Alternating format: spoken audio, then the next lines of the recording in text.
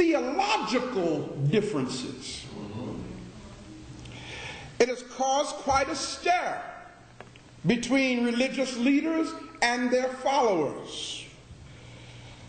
The faith of what is known as Muslims is based on the works of accomplishing something called the 5 pillars of Islam. The 5 pillars of Islam are the foundation of Muslim life. And there's nothing wrong with these 5 pillars. The first of the 5 pillars is faith or belief in the oneness of God. The Jews or Judaism claims it this way: Hear, O Israel, the Lord our God is one. The first of the 5 pillars of Islam will tell you that God has no son, that God has no partners that works with him. For God is self-sufficient, self-reliant in and of him or herself. The truth of the matter is that teaching did not just come into existence with the Arab people. For the idea of the Almighty being one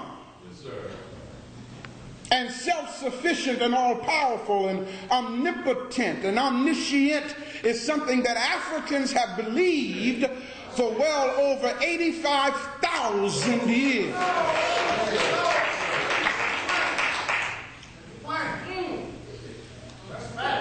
Where Christians and Muslims have a theological problem is in something called the finality of God's prophet.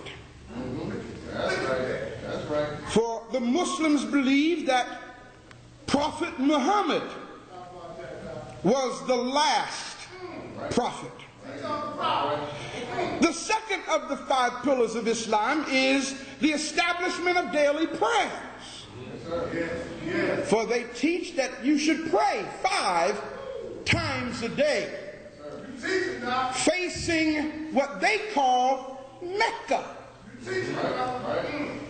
I talked to one Muslim brother and I asked him, why do y'all face toward Mecca? And he told me because it was the holy city of Islam. So I challenged him, well then why do Muslims on the east side of Mecca face with their back toward Mecca? Because Mecca is behind them. All Muslims face east when they pray. So I had to help them understand it ain't really about Mecca. Mecca is east for Africans and Muslims here in America. But we face east because that is the place of the rising sun. The 3rd pillar of Islam is something called concern for and alms giving to the needy. Muslims are very serious about sharing their substance with the needy. The 4th pillar of Islam is something called self-purification through fasting, especially during the month of Ramadan. I have to give them credit, y'all. I ain't gonna lie to you. I don't know of a philosophy or a belief system that stresses as much importance about keeping your body in proper nutrition or in shape or keeping it healthy as does Islam. The difference there with Christianity is Christianity believes that Paul did away with the need for purifying the body. Because Paul, supposedly, this fictitious character, I'll explain some more about that as we get into the lecture, but Paul says it doesn't matter what you eat. Just eat it and pray over it. And the prayer will sanctify the pus in the pork. The prayer will sanctify the parasites in meats that we have no business eating.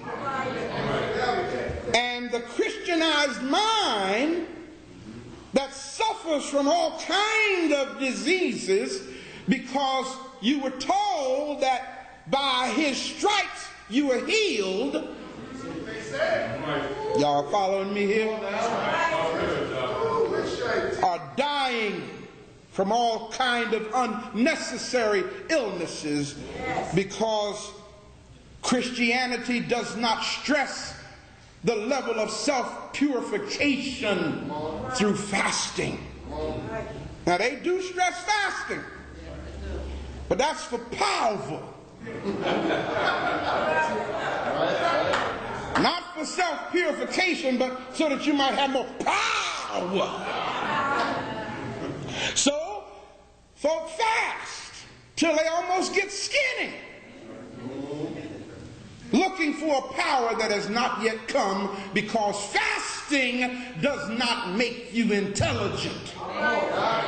You can fast for a month and be just as ignorant as you were before you began.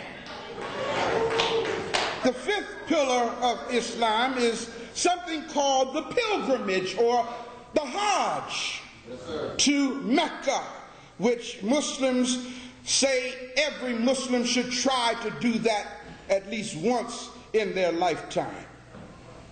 In other words, the 5 pillars of Islam says that God will be pleased with me if I live my life in a certain way.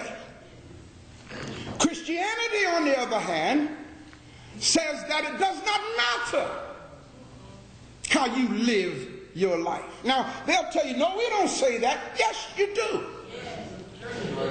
Because Christianity teaches that a man is justified by faith without the deeds of the law. Y'all don't have to take my word for it. I ain't lying to you. Turn in your Bibles to Romans and you'll see it for yourself. Now, mind you, what I just said, the so-called Jesus of the Bible never said such a thing.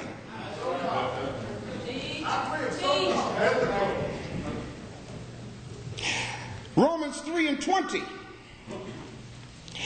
It says, therefore, by the deeds of the law, there shall no flesh be justified in his sight, for by the law is the knowledge of sin. Ain't that deep? So it lets you know, and then of course if you turn over to the 4th chapter, he talks about this more, about Abraham being justified by faith. And then in the 5th chapter, the 1st verse, Christianity teaches, therefore being justified by faith. Now, those of you who were raised Christianized, you might have heard somewhere in your upbringing that the word justified means just as if I'd never sinned. Did anybody ever hear that before?